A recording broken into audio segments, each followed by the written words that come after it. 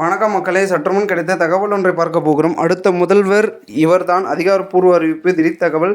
இந்த ஒரு தகவலை பற்றி தான் நம்ம பார்க்க போகிறோம். தகவலை பார்ப்பதற்கு முன்னதாக நீங்கள் நம்மளுடைய சேனலுக்கு புதிய பார்வையாளர்களாக இருந்தீர்கள் என்றால் மறக்காமல் நம்மளுடைய சேனலை சப்ஸ்கிரைப் செய்து வைத்துக் கொள்ளுங்கள் மக்களே. கூட இருக்க பிள்ளைக்கணும் ஆளில் கொடுத்து வைங்க. அப்போ தான் அரசியல் சார்ந்த காணொலிகளாம் நீங்கள் தினசரி உடனுக்குடன் தொடர்ந்து தெரிந்து கொள்ள முடியும். இப்போ வாங்க வீடியோக்குள்ளே போடலாம். தற்பொழுது பெரும் விதத்தில் இருக்கக்கூடிய தமிழகத்தின் முதல்வர் யார் என்பது எல்லாருக்குமே தெரியும். நம்ம சொல்லி தான் தெரியணும் இல்லை, எல்லாருக்குமே தெரியும். தமிழகத்தின் முதலமைச்சராக விஜய் அவர்கள் வரப்போகிறார். ஏன்னா தாவேக்கா பெரும்பான்மையாக 108 தொகுதிகளுக்கு மேலே வெற்றி பெற்றிருக்கிறது. ஸோ இந்த ஒரு சூழ்நிலையில் விஜய் அவர்களுடைய வந்து பார்த்திங்கன்னா இந்த 108 தொகுதிகளில் வென்று தனிப்பெரும்பான்மையாக கட்சியாக தமிழகத்தில் தாவேக்கா உருவெடுத்துள்ளது. அதிக வாக்குகளை அள்ளியுள்ள விஜய் அவர்கள் இந்திய அரசியலில் முக்கிய சாதனை ஒன்றை படைத்துள்ளார். அதாவது கடந்த 26 ஆண்டுகளில் முதல் தேர்தலில் அதிக வாக்குகளை பெற்ற அரசியல் கட்சி என்ற சாதனையை தாவேக்கா நிகழ்த்தியுள்ளது. அந்த பட்டியலில் யார் யார் இருந்தாலும் கூட விஜய் அவர்கள் தனிப்பெரும்பான்மையாக வாக்குகளை பார்த்திங்கன்னா பெற்றிருக்கிறார். கிட்டத்தட்ட பார்த்திங்கன்னா அவருடைய வாக்குகள் எவ்வளோ இருக்குதுன்னு பார்த்தீங்கன்னா 34.9% வாக்குகளை பார்த்திங்கன்னா பெரும்பான்மையாக அவர் பெற்றிருக்கிறாரு.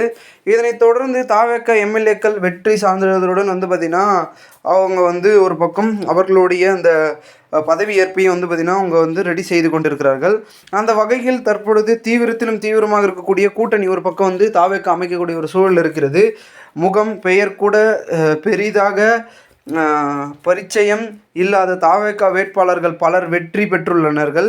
இதனை பார்க்கும்போது விஜய் பேசியதுதான் ஞாபகத்திற்கு வருகிறது. அரசியல் விமர்சனங்களை கூறுகின்றனர்.